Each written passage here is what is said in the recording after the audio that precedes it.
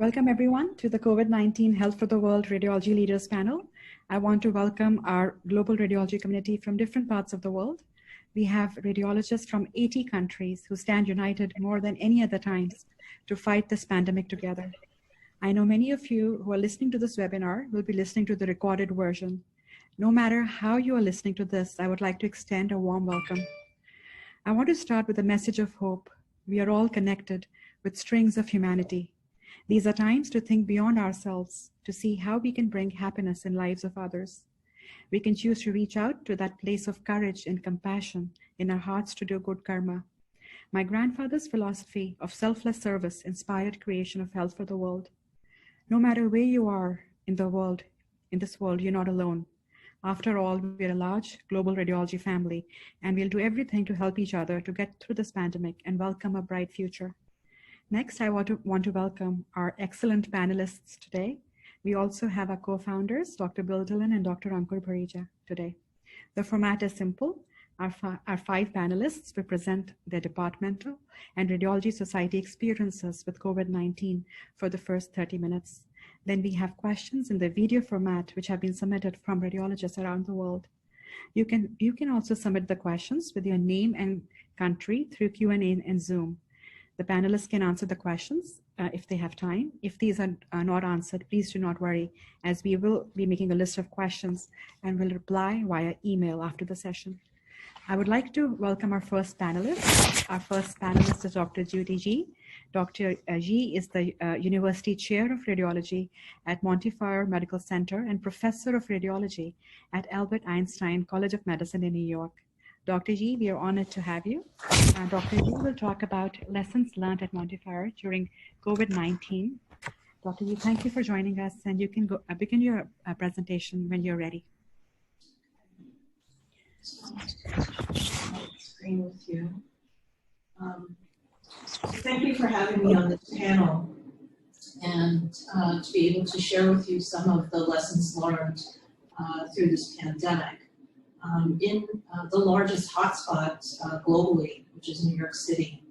So I am located at Montefiore Medical Center, which is in the Bronx in New York.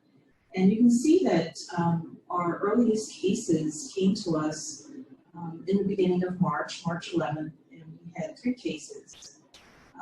We rapidly escalated because within 1 month, you can see we reached what would turn out to be our apex, which was close to 2,000 cases. And I'm happy to say that we are on the downside of our curve. And as of yesterday, the number of inpatients is at 950 cases. So still sizable. Do I control it? I'm not able to advance. Are you able to? Here we go. So New York City is located in the southeast portion of New York State, and the Bronx is located right above Manhattan in northern New York City. We have about 1.5 million residents, and what's really special about the Bronx is that there is a large Hispanic and African American population. And the population is particularly interesting because it carries a high burden of chronic disease. And this includes hypertension, diabetes, and asthma, which, as you know, are comorbidities for high risk of developing COVID-19. Additionally, because of crowding, social distancing is difficult. So these graphs show the infection rate and mortality rate by borough in New York City. And what's highlighted by the blue line and the blue arrow shows that the Bronx has the highest COVID infection rates and mortality rates in New York City. Now, I think that everyone knows that there are racial disparities in the COVID-19 infection rate and mortality rates. And this basically shows you that in New York City, Blacks and Hispanics have a much higher case rate for both in the community, in the hospital, and for mortality. So what are some of the lessons that we've learned is that you need to really institute aggressive measures early. you must quarantine symptomatic individuals and perform aggressive contact tracing. And I have to say that that's something that we could have done better early on. The first cluster in New York was in New Rochelle, which is just north of the Bronx. And the way that we found out is that some of my faculty actually had to be quarantined. And back then, and it's hard to believe, it's just 6 to 7 weeks ago, we did not have adequate PCR testing. So these faculty were quarantined because of exposure to an infected individual, and they were out for about 2 weeks. Since then, we have decreased the quarantine to 7 days. You have to strictly enforce social distancing strategies and as well strict hand hygiene. Since the pandemic started, our labs have actually developed on-site PCR testing. And this is particularly important because you have much faster results. And so our results are down within a couple of hours, but back then we had to send a lot of our PCR tests off-site. It would take several days to get results. And that meant that a lot of our staff wound up being quarantined. There's certain site considerations as well. And from my first slide, you saw how we rapidly escalated in terms of infected patients in the hospital. And we had to rapidly expand beds. In fact, this was a mandate by our governor. And this included both inpatient medicine wards as well as ICU beds and emergency room beds. We basically converted every available space to beds. And in fact, our children's hospital was pretty much converted into an adult COVID hospital. Concordantly, you have to increase your stock of ventilators and the meds needed for ventilated patients. Now, how does this affect radiology? Well, we soon found that with the rapid bed expansion, we needed many more portable X-ray units. And this was a demand put on multiple vendors throughout the world, really. And we were fortunate in having great vendor partnerships, and were able to obtain a very large number of portable units as demo units and at no cost to the medical center. When we first started, we had to designate, and we wanted to designate specific pieces of imaging equipment for COVID positive patients. So we had specific CT scanners that were used for COVID positive patients, but we soon found that we were overwhelmed by infected patients, and every CT scanner wound up being either a scanner used for COVID positive patients or what we call PUIs, patients under investigation. So proper precautions were actually implemented in every single CT scanner. Portable ultrasounds we found because it was important that we keep the COVID patients where they were located. We had increasing demand for portable studies and portable ultrasounds as well. We also increased the number of portable ultrasound units, but we asked that a physician triage all requests to make sure that every exam was indicated, and as well to streamline the exams to decrease the number of images taken and exposure to patients and healthcare workers. You have to stockpile your PPE, and you can see the list of the typical PPE that's necessary. I'm just going to say that for us, N95 masks for frontline workers was not adequate at the beginning of our journey. And so since then, we have really increased the number of N95s, and I think we're in a good place right now. But typically, a frontline worker needs an N95 mask that is supposed to be disposed of after each use. We ask that healthcare workers use the same mask for the day, and they put a surgical mask over the N95 mask, and then a face shield over the surgical mask. Face shields became an issue as well. We were fortunate to have a 3D imaging lab with multiple 3D printers, so we printed our own. We closed down research at our Einstein campus pretty much completely, except for workers that had to come in to take care of animal labs. And we found that they were very generous to close research labs and sharing with us their supply of PPE. And of course, we obtained donations. Mandatory is masking of all patients who come to radiology and from radiology.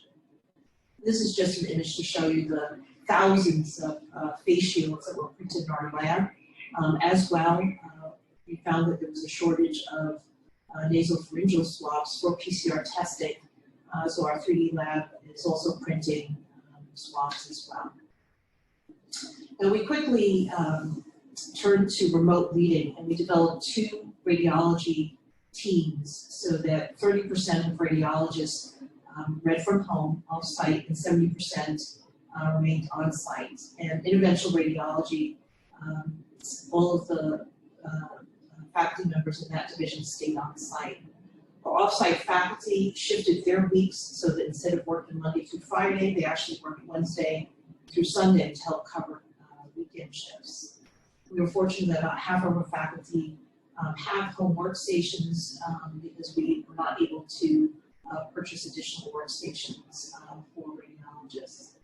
It was important to maintain social distancing of our on-site radiologists, and we have a large number of sites, so that was not really an issue. We were able to maintain 1 or 2 maximum radiologists per reading room. Our residents were both located off-site and on-site, and we paired a resident with an attending in a particular division, and they would read remotely, and we were able to maintain their education. As well, e-learning became critical, and this was instituted successfully. There are certain personnel considerations as well, and within 6 weeks, our volumes decreased by 60 to 70%, and most of our divisions didn't have enough work. And as I mentioned, this was except for interventional radiology, and our chest radiologists maintained their volume. But for those radiologists who didn't have enough work and were not able to come in for various reasons, including medical reasons, we provided options of reasonable accommodation in FMLA. Additionally, we have decided to shift and front load vacation time and academic time to the beginning of the year so that more of it is used by the end of June. And we expect a surge of imaging in the latter part of the year, and we'll have more faculty on hand to help at that time. As a part of the health system, we were asked to redeploy our staff. And so we wound up redeploying close to half of our residents who were, I have to tell you, were anxious and stressed at the beginning of the deployment, but they were put into multidisciplinary teams. They did treat COVID patients and did extremely well, and I'm very proud of them. They have since then all returned to the department as we're on the decline of the curve. Our faculty members were eligible to be deployed, but they were never asked to serve. And we did have multiple of our PAs and nurses deployed. Many, again, have returned. Staff support is so important, and you can see all the options that our health system provided, from no-cost hotel nights, car rentals, hospital meals, scrubs, and then free childcare provided by medical students. Well-being, as we're coming out of this, is critical as well, and you can see all the options that have been provided, including support hotlines, expedited referrals to psychiatry, clergy for spiritual support. And then I just wanted to end by saying that we have developed a post-pandemic planning, what I call my P3 task force, and these are the areas of focus. And we're looking at developing specific outpatient sites that are for COVID positive patients, optimizing our scheduling so there's enough buffer time between the scheduled procedures, obviously observing social distancing in the waiting rooms, infection control, and adequately managing our stock of PPE. We have to aggressively outreach now to our patients and physicians with messaging of all the safety precautions that we're taking so that they have confidence in returning in our health system. Research is still shut down for now, but I expect that it will return within the next month. So with that, I will say that we have to learn from history. 1918 pandemic came in 3 waves. The second wave was actually worse than the first wave. And I think that everything that we have learned in our first wave will certainly serve us well in the second wave. Thank you so much. Thank you so much, Dr. Yi, for the excellent presentation. You know, you're at a hot spot, and I can see that you did such a nice job scaling that with the surge. And the 3D printing was also excellent, and the redeployment of the residents, you know, such a noble thing. Thank you so much, and I'd like to welcome our next panelist, Dr. Geraldine McGinty. Dr. Geraldine McGinty is the Chair, Board of Chancellors at American College of Radiology. She's also the Chief Strategy and Contracting Officer at Weill Cornell School of Medicine. Dr. McGinty will be talking about the role of professional radiology society in a pandemic. Dr. McGinty, thank you for joining us, and you can start when you're ready. Thank you, Bhavya. Can you hear me? Yes, I can hear you very well. Terrific. Well, thank you so much for the opportunity to be here. And I'm a few miles down the road from Judy, and want to thank her for sharing that experience. It has been a really challenging time here in New York City. What I'm going to talk about today, though, is what we've been doing at the ACR. What is the role of a professional society in a pandemic? And first of all, I don't have any disclosures other than being board chair and being very committed to what we as a society should be doing for our members and the patients we serve during this difficult time. So I would urge everybody to check out the multiple resources we have on our website. I'm going to just go through 3 main areas, and most of these are available to anyone, whether or not you're a member. So let's start with the approach that we took on really the clinical aspect of this. It's been very important for us to be extremely nimble, processing the evidence and taking a very rigorous approach to thinking about what the role of imaging is at a time like this. And the first main issue that we had to deal with was what was the appropriate way to provide care, and how should we think about, as Judy pointed out, scaling back routine care. And this was not a small thing, because around the country we were hearing from radiologists, you know, my health system doesn't feel the same way as I do, or we're having trouble convincing our health system that we shouldn't be necessarily doing things like routine screening mammograms. So putting that guidance out there was very important. And then, you know, taking a very science-based approach to what the role of CT is, and recognizing the diversity of practices that we have. Certainly we were hearing from some of our rural practices that they had even less access to PCR testing than in an academic medical center like Judy's and mine. And we're finding CT to be helpful, but at the end of the day, our leadership team on this, Dr. Ella Kazaruni, Dr. Link Berland, who chairs our body commission, really took the approach that, you know, we should be only doing CT when it's appropriate, when it can be helpful. Another key area was radiology provider and patient safety. And we wanted to think beyond our immediate sort of practicing radiologist viewpoint on that. And the first thing we did was we reached out to the White House and said it's really important that our technologists, that they are appropriately protected, because while we can work from home often as radiologists, they are in the room with the patient. So that was an important advocacy role. And then we also said the same about our trainees. And, you know, just as Judy's, our residents have been really heroic going into the ICUs, but recognizing that they don't necessarily have the same agency in decision making as a practicing physician. They don't have an opportunity to work elsewhere. We wanted to make sure that they were afforded a safe practice environment. What you'll also see on that page is a lot of resources collected from other specialties. We've worked collaboratively, not just with other radiology specialty societies, but also with other clinical specialty societies to make sure that our guidance reflects a unified voice across medicine.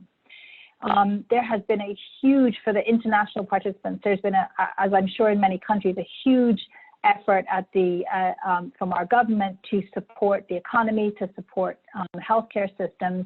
This has been rapidly, doesn't even begin to describe how quickly this has been evolving. And we have an active government relations team in Washington that knows the players, knows the process, and has been working tirelessly to make sure that we are supporting all types of practices, and doing that in a way that is really meaningful. So whether it's through the Small Business Administration loans or direct Medicare payments and advance payments, we've been working extremely hard. That page does require a login. So if you're not an ACR member, you won't be able to get to that. But we're very conscious. I know at my own health system, this is a hundreds of millions of dollars revenue gap that we will see and that we will have to work through. And you know, the impact on small rural practices we know is going to be extremely challenging. But the third thing I'd like to highlight is some of the incredible stories that we've seen. We have our Imaging 3.0, which is a focus on the value of radiologists. And we've collected case studies over the years, and no more so than in this difficult time. And I'll just highlight a couple of them, but there are some really inspiring stories. This is, Katya is one of my colleagues at Weill Cornell and was redeployed, as so many physicians have been, to our workforce health and safety. And as she said, really understanding the stress that our colleagues are going through. And then this is another story from MGH, and I referenced our residents who are going into the ICU. So this is Sam Harrington, one of the trainees at Mass General, and really, you know, I think reestablishing ourselves as clinicians, we are part of the care team. What we do is so important. I'll finish by talking about what it is that we'll be doing going forward. And we have a webinar tomorrow night looking at the future of practice, and really specifically actually focused on our small practices, our rural practices who provide such critical services. But the things that we need to be focusing on is supporting research to better understand that role of imaging as this evolves. You know, what we've been working a lot on data science at the college, and what does that mean in a post-pandemic environment. Judy, nowhere like Montefiore has shown us some of the inequities and disparities in our healthcare system, and we have to think very differently about the kind of healthcare landscape that we want and that we want to advocate for. And again, you know, for our trainees, what does their job market, what does their future look like? So a lot to do, a lot we'll continue to do. Thank you.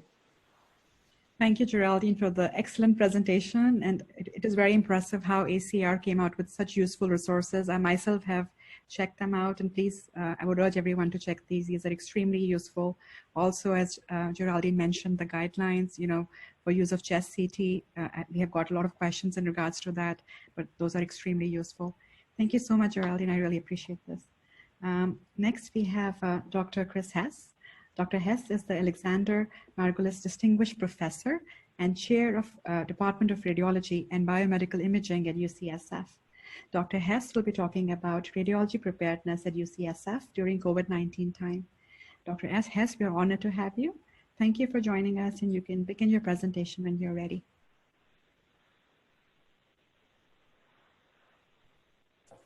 Well, thank you for the kind invitation to participate, and it's really interesting to hear about everything that everybody's doing in different sides of the country. I'm going to focus my efforts really on the other side of the country, the left coast, if you will. We heard about some of what happened in New York. I think we've evolved to a common practice, so some of the very same procedures to keep our folks safe and to make sure that we can provide imaging for COVID patients certainly took place on the front of the curve. You know, I think one of the things that hit me as we started this crisis is, you know what, there's something coming. This is something we are going to have to deal with. We don't know if it's everyone. We don't know how big this is going to be, but you have to approach this with the mindset. Some of life's best lessons are learned at the worst times. And so the analogy that was used at UCSF frequently is, you know, we are building the plane as we're flying it. I think that's a good analogy for understanding how to respond. Now, what did we actually do? I think our response to the initial outbreaks was very similar. We swept clean our hospitals in order to preserve bed space for an incoming wave of COVID-19 patients who would require ventilation. Early on, about May 15th, we instituted a health incident command system that was across our medical center. Radiology followed suit with a radiology incident command system. And that was a group of leaders who was really charged with taking care of 5 aspects of our organization. Number 1, protecting our teams. Number 2, taking care of our patients. Number 3, ensuring that we have the infrastructure that we need to achieve the first two aims, and in a resilient way that's not too brittle as a potential pandemic were to move forward.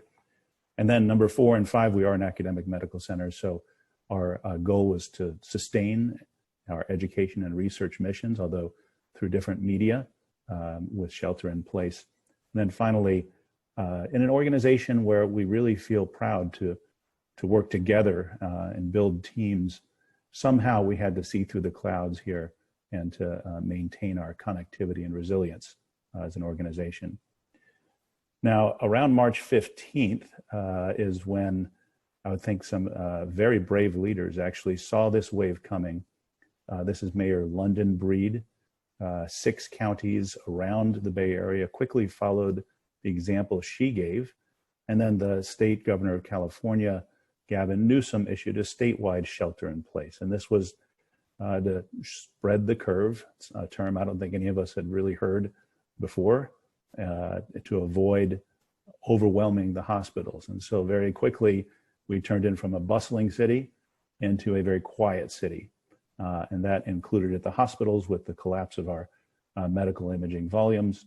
And we tried to maintain this new concept of social distance in all our walks of life. Now, what happened as a result of the shelter in place, I can show you today. I think it was a success story overall in the Bay Area. This is data from last night. There's been 309 deaths compared to some of the more ravaged areas of the country. So the curve was effectively spread. I'm showing you on the bottom right. Now we're on the back side of the curve. So the front side of the curve was really about how to prepare. And that meant a lot of how do we use PPE? How do we allow protected pathways for COVID patients to enter the hospital and our healthcare system? How do we protect our people? And we did that by cohorting across our hospitals and making sure that we use PPE and vigorous infection control. But now the question started to become, as we hit the top of the curve, how are we going to switch to that backside of the curve? Because we want to be ahead of the curve. We don't want to be continually responding to the curve. So actually what happened on the front end of the curve, if you will, this is showing you one of our modalities, MR, I believe, showing you what happened March 12th before the stay in place. And then mid-April, you can see we hit our nadir in terms of patients coming for MRI. Now, we had reduced our hours available. We had reduced our staffing, but we hit around in MR 40% of our usual baseline volumes. And that created, I would say, if nothing else, financial concerns, access concerns, and kind of set off the wave of thinking, how are we going to get out of here? We moved very quickly to close things down. Let's be more strategic about how we open things up. So we started to look around and say, well, what happened in China? This is China, number of MR scans. Again, you could pick a modality, but we used MR. Number of MR scans per day back in their early experience with the pandemic. You can see that they had a slower ramp down than we did. We ramped down very quickly, but then a slow ramp up to probably a new baseline. And so that really brought us to the pivoting point and saying, okay, we flattened the curve. Now what? This is our recovery period. So in order to recover, we felt the need to start our recovery, which we called salsa, to surge and later surge again. And I really like this slide from David Larson's group at Stanford University, outlining how you can think about different curves of recovery in which patients return for imaging and the imaging that they need. On the left, you can see on the top left, the limitations of social distancing. Once they're unrestricted, then you have a gradual return to normal. The pent-up demand is, while during the times of low volume, we have a backlog and somehow we have to accommodate that demand. And so you could have a surge of volume after the pandemic, after social distancing is limited, and then you need to accommodate that. On the right, individual patient concerns. So the state might lift its shelter in place, but individual patients could still be concerned. So a similar curve. And then I think which is probably going to be more close to the truth is this bottom right corner. the impact of the economic downturn. So there will be a gradual return to normal because of social distancing, because of individual patient concern. And it may take us a while to hit our baseline. Remember, as a field, radiology, prior to COVID, our goal was to push as many patients possible through our precious resources, and that is certainly going to change. Now, how is it going to change? The way we've looked at it at UCSF, again, is kind of a three-pronged approach. This is 3 legs of a stool. If any one leg falls, then the whole stool falls. The idea is to, number one, first and foremost, provide prioritization of safety for our patients, for our staff, and then for anything in our imaging centers. Number two, right-sizing our operations so that we can accommodate surges in demand such that we can wind down when there are not surges in demand. And then third, competent messaging. Now, UCSF did take on a lot of patients during the COVID episode. And I think anecdotally, people were very happy to hear that UCSF was performing so well at COVID. But it also creates a little bit of reticence on the part of patients that needs to be acknowledged. I'm not sure if I want to go to UCSF, they have COVID. Well, the reality is, yes, we have COVID, and we have even more non-COVID. So we're experts in preserving your safety with COVID. So how do we prioritize safety in today's day and age? We've changed our workflows.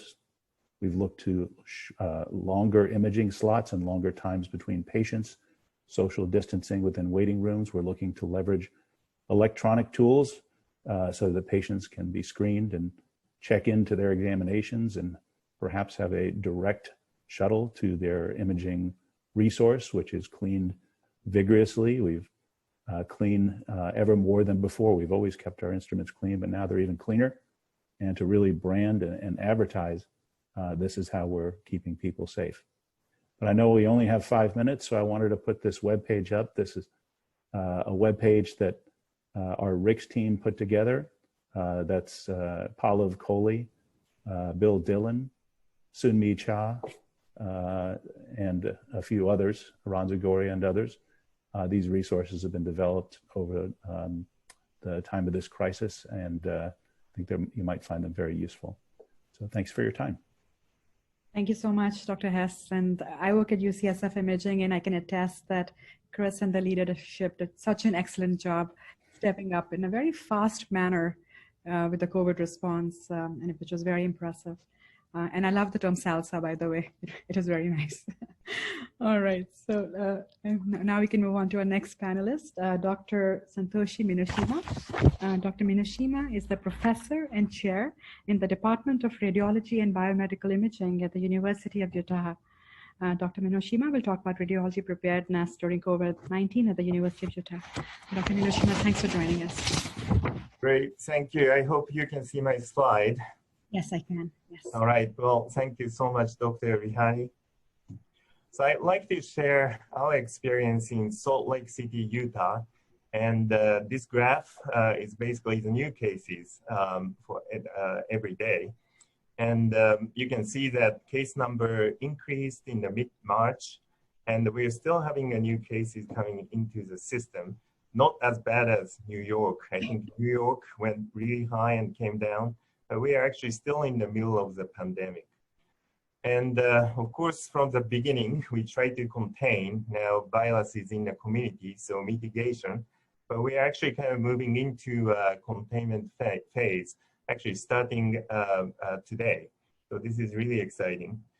From a viewpoint of radiology preparedness, we spend a lot of time planning, thanks to really warning came from China and some other countries. So beginning of the planning, we met every day among section chiefs and created a lot of plan. And during a mitigation phase, we went to adjustment daily and weekly.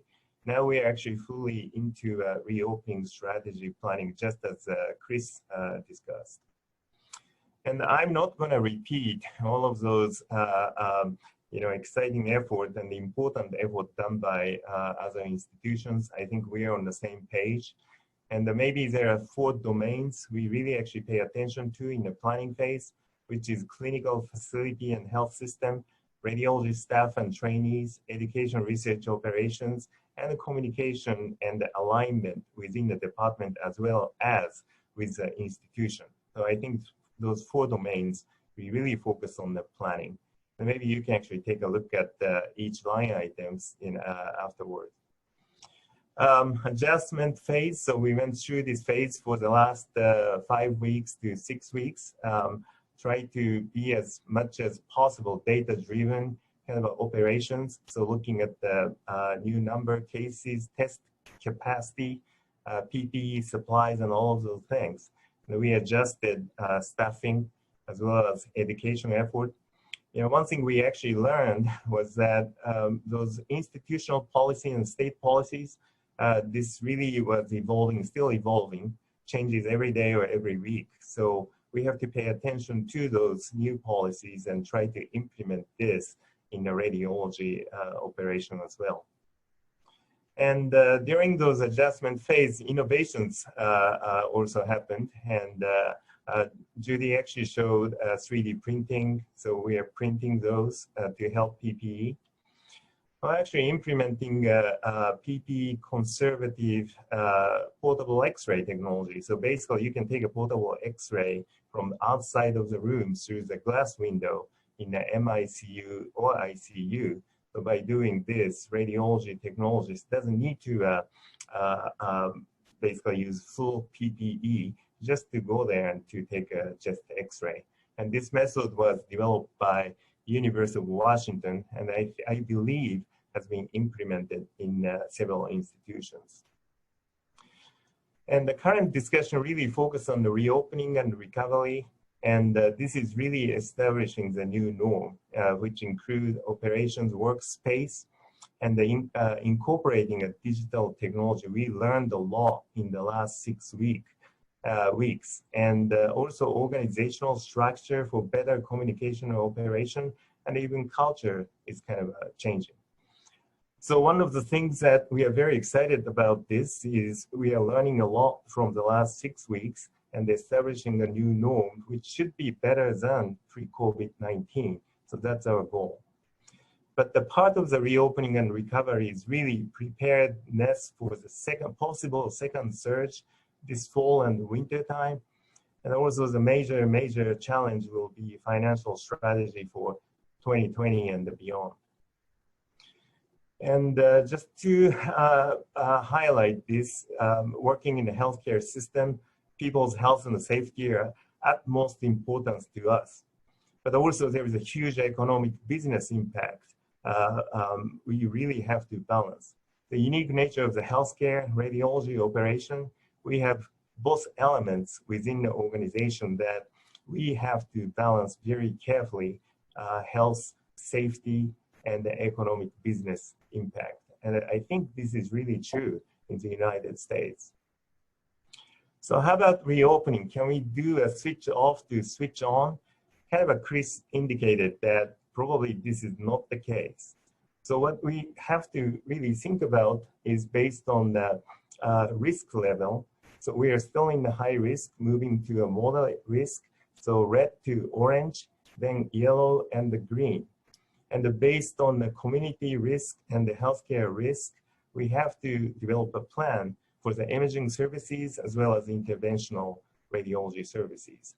So the big concept behind this is instead of switch and switch off, I think we should develop a recovery plan which will be able to, we can actually dial based on the risk level within the community and the healthcare system.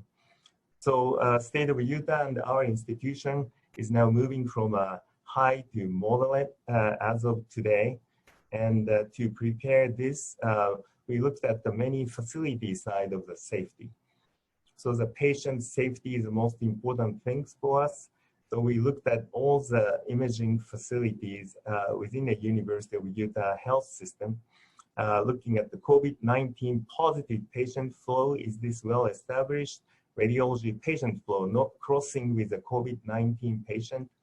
radiology waiting room. And the waiting room, Chris mentioned, is such an important place. We have to strategize carefully, PPE supply and the cleaning procedure if it's implemented. And just like many practices doing, try to keep a distance within the waiting room, and the patient are not going to cross among either patient, staff, patient to patient, or COVID positive and negative patient. And I just wanted to emphasize this through this period. I think wellness and the peer support, which is a very, very important thing. So emotional status, many people are feeling uncertainty, isolation, anxiety, and fear.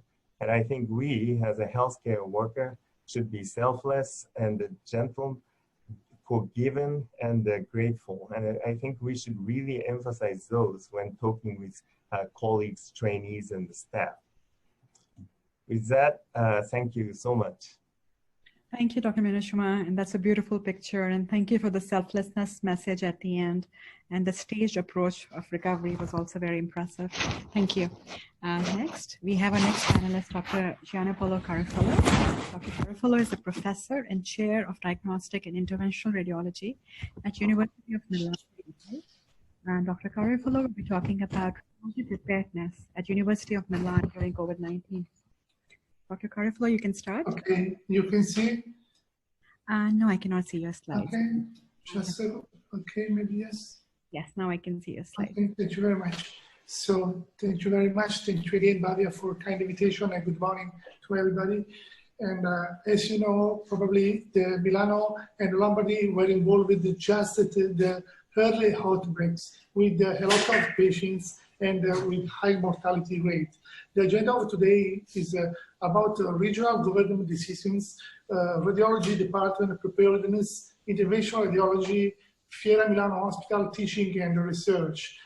According to the regional government decision, in the 8th of March, the Ospedale Policlinico Milano was declared a COVID-19 hospital. So the preparedness of radiology department, the hospital administration provided PPEs to all the staffs, and a video tutorial for donning and doffing was done from anesthesiologists and infectious disease specialists, and in illustrated guidance was placed in every waiting room.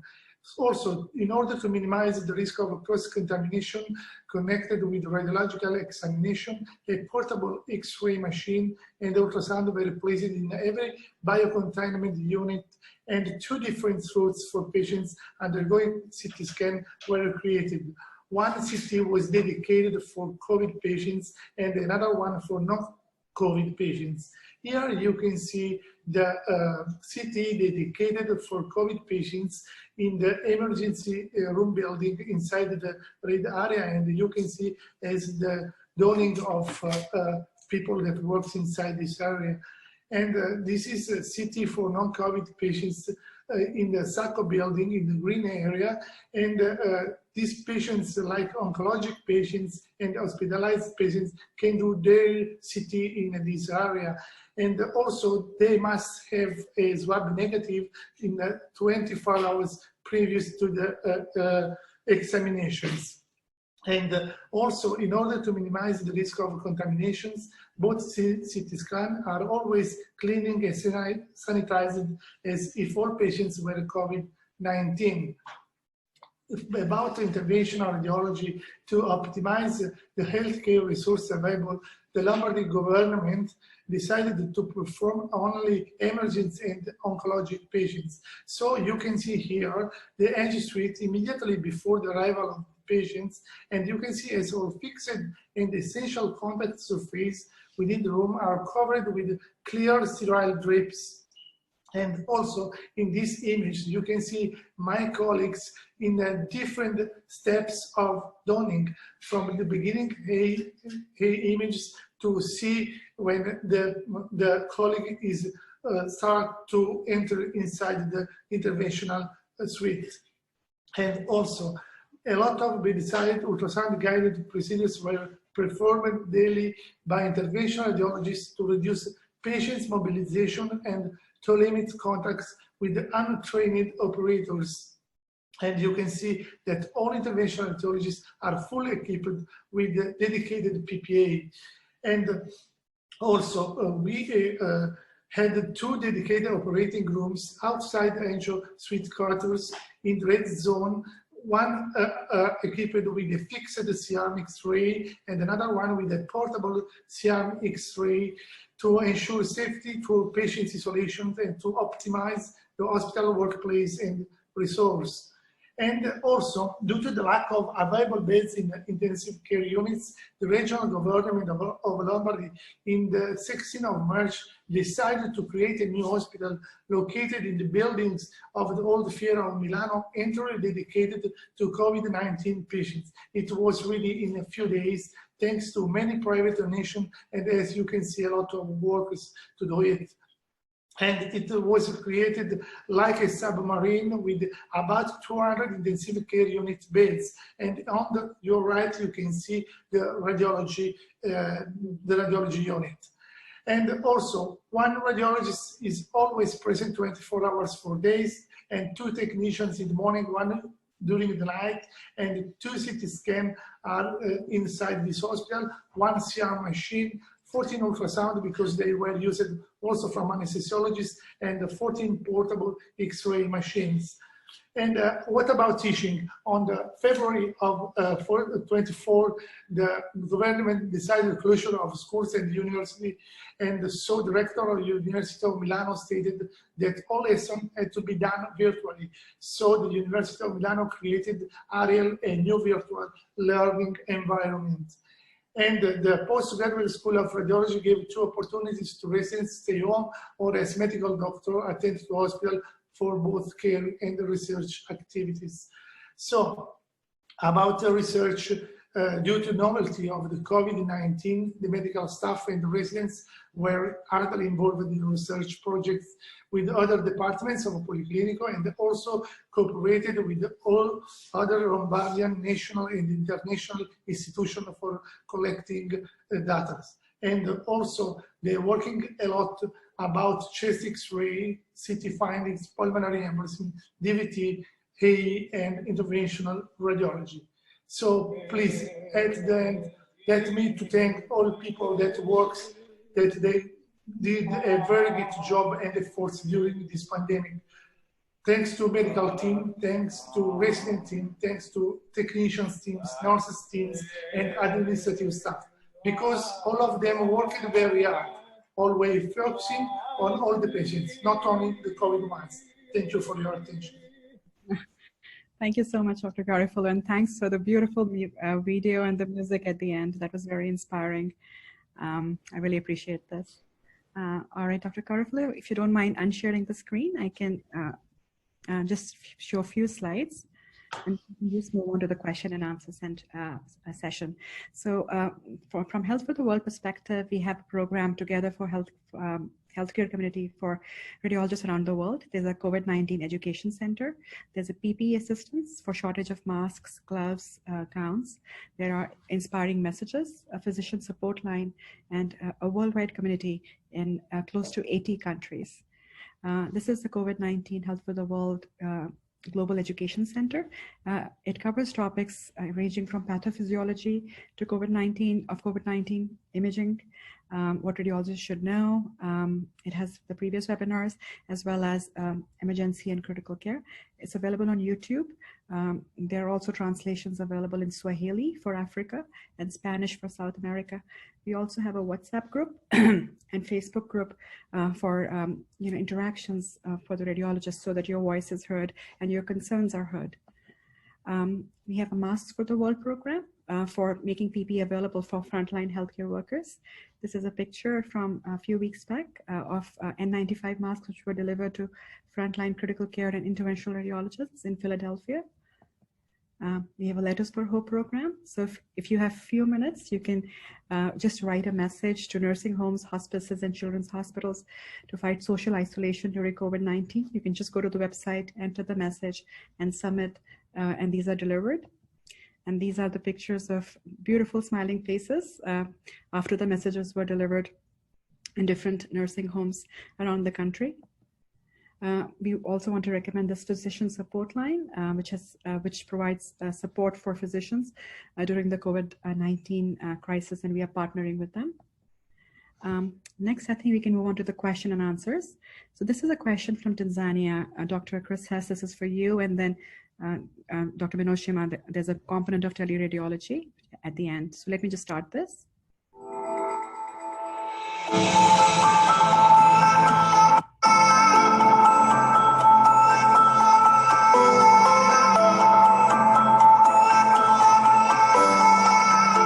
Everyone, my name is Ivan Lukundo. I am a Rwandan by nationality, but I am doing my first year fellowship here in interventional radiology in Tanzania at Muhimbili University at Muhimbili National Hospital. This is the first fellowship, interventional radiology fellowship in sub-Saharan Africa, and I'm one of the pioneers in the program. I was so interested when we were talking about these topics of how radiology is coping up with COVID-19 in these very hard times. And one of my key points of interest were on how we are distributing workforce during this period of time and how IT infrastructure is helping us in this period. And my first question goes on the workforce. We know that in some resource-restricted countries in Africa, it's usually a main problem. We usually have a main problem of workforce, and you find one hospital, big hospital, receiving volumes of cases, and they only have like 2 or 3 interventional radiologists or diagnostic radiologists. Let me just stop this. So Dr. Hess, the question was about if there are just few radiologists in a department and cohorting cannot be done for patient safety, how can the faculty be safe if the cohorting is not possible in a resource-poor setting? Yeah, I want to thank Dr. Rukundo for that question. That's a tough one, I think, when you have a small workforce that's vulnerable like that. I think we have a similar situation at UCSF, but we are geographically dispersed. We're a lot larger, but we have within our section, kind of within our department, smaller groups. So that was the idea of cohorting. We had an instance in which one of the faculty went between our hospitals, saw a few people, came back, had a faculty meeting, met everybody, gave everybody a hug, and then that afternoon developed a fever and a cough. And suddenly we felt, my goodness, did we just destroy this division of our radiology department? Because at the very least, everybody that this individual contacted would have to go into quarantine. So how do you overcome that? Well, number one, I'd say if you're a particularly vulnerable cohort because you're a small group and the patients need you, I think you should be able to leverage teletechnology as much as you possibly can. So one of the things our department did is really try to roll out home workstations on a crash basis. So we pushed them out such that every section had access to one of those, and such that some people who were cohorted around those home workstations. And as long as they were staying in place, they should be safe from that. Other than that, I would say, I think vigorous use of PPE and just maintaining kind of constant vigilance and constant safety. Yes, I think those are excellent points, Dr. Hess, and I agree. I think those will be really helpful in resource-poor settings. And Dr. Minoshima, the second question which Dr. Rukundo had, which was for you, is how did you deal with setting up teleradiology during the COVID-19 at University of Utah? Doctor, let me just unmute you, Doctor. Oh, okay. Well, thank you for that question. I think Chris presented home PACS, idea. We did exactly the same. It's kind of interesting. We have been talking about home PACS for almost a few years, but last 6 weeks actually really accelerated implementing the home PACS strategy. So we have about 15 home PACS system deployed, and we're going to go up to 50% of the faculty is going to be able to access to home PACS in May. And this is really, we are doing this just thinking about this surge may actually come back. So we're going to really have to have a distributed reading space. We also created the isolated reading room within the hospital, and also using a faculty office space as a reading room. So combination of those try to disseminate reading space as much as possible. And just want to let you know that it's interesting realization. We have been paying a lot of expensive money for PACS system, but almost the same capability of the PACS can be actually purchased at a much lower price. And I think this, again, the new norm, how we're going to define moving forward, there's lots of learning from these 6 weeks. I just wanted to emphasize that. Yes, thank you so much, and that's excellent, and that's super helpful. And thanks for answering that question so well.